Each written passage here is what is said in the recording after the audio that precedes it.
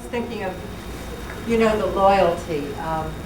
There were times, we've all had our ups and downs, but if Peter was your friend, he was always your friend. I know was said in the last, and, I always sent him pictures of the babies, and then I'm all of a sudden back in New York, 6 years with 2 infants, going up 71st Street with a double stroller. And Peter used to rehearse at Jacques D'Amboise' studio above, Jacques was on 71st.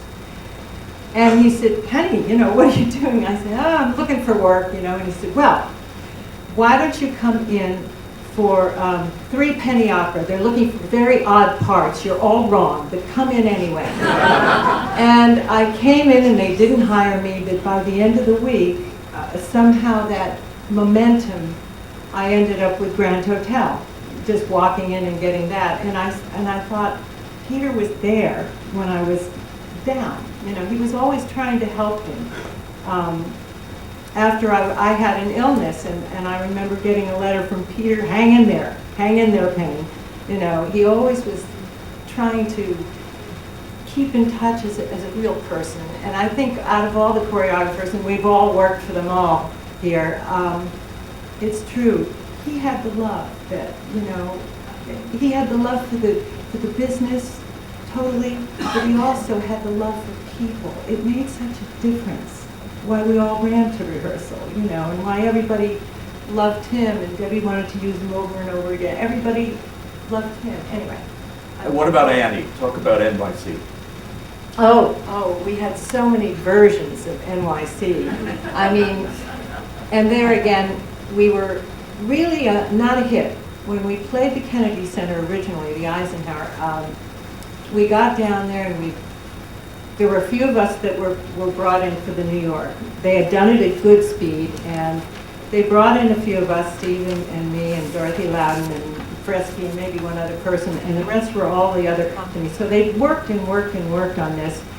And when we finally got down there, the reviews for the music, they loved Tomorrow, and that was just, and Charles Strauss said, no, but that's not the idea here, if they're just talking about the music. Well, Peter could never feel the music was, NYC bothered him a lot. He kept trying different versions. And Mike Nichols came in and saw the show. And the next day, there was no number. Everything I had was cut. I had this hooker, fast tip stuff, and Steve was a cop running around. We all had these little bits. They were gone. And it was go across on a treadmill. But he never felt that number was, but my feeling about Peter's choreography, having done such amazing stuff in Irene, and he really did do a lot of amazing stuff in Irene, I always felt like Pat Birch got it that year, and she did beautiful staging for the white number and everything, and she's wonderful too. But when we got to Annie, and there was really not a lot of dancing, it was the kids, the Hard Knock Life, that really set everybody on fire. I always felt like Peter won his Tony because of all the work he had done, I mean, it was truly amazing what he did with those children. But Peter, I always felt he got robbed a few times, because he really was so different and wonderful.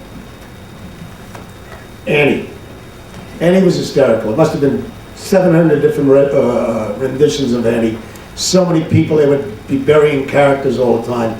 And the particular number that Penny is talking about, Peter was standing on a chair, and we had this flow of people. Before it became static, we had this flow of people left and right.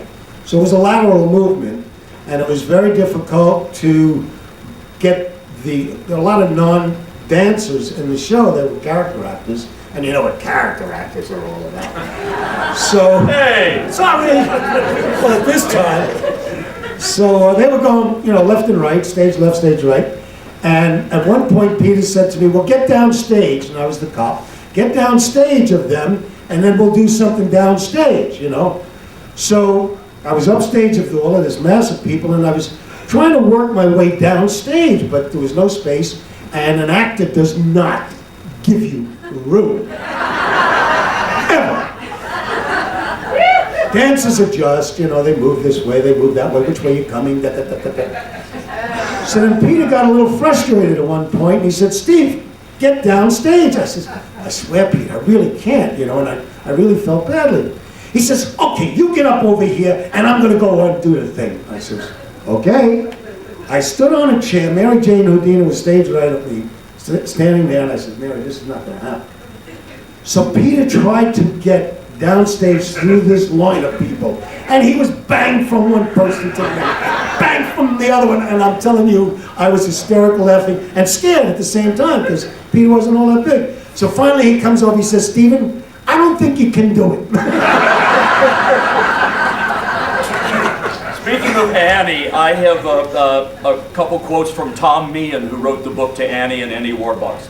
Peter's work was jazzy, quirky, funny, sexy, and another brilliant talent of Peter's was his caring. All the years we worked together, we only had one falling out on Annie Warbucks. A new song went in, I loved it, Peter hated it. Briefly losing it, I followed him down the hallway, shouting at him from behind, "You are totally wrong, you don't know what you're talking about." Well, he walked out the side door without speaking to me. A few minutes later, calming down, I found him and I apologized, but perplexed, Peter didn't know what I was talking about. Thank God, because he had shut off his hearing aid and hadn't heard a word I said.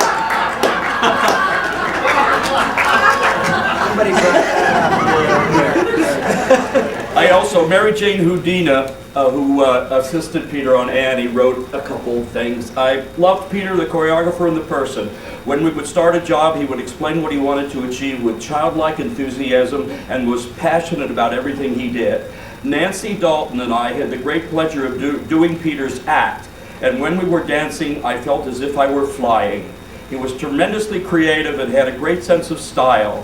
Very often he had the costumes picked out before we had any steps.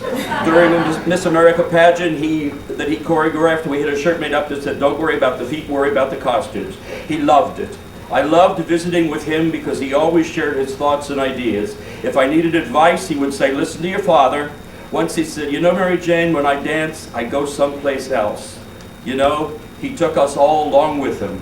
He was and still is a great inspiration. I'll never forget him. Mary Jane. Nancy.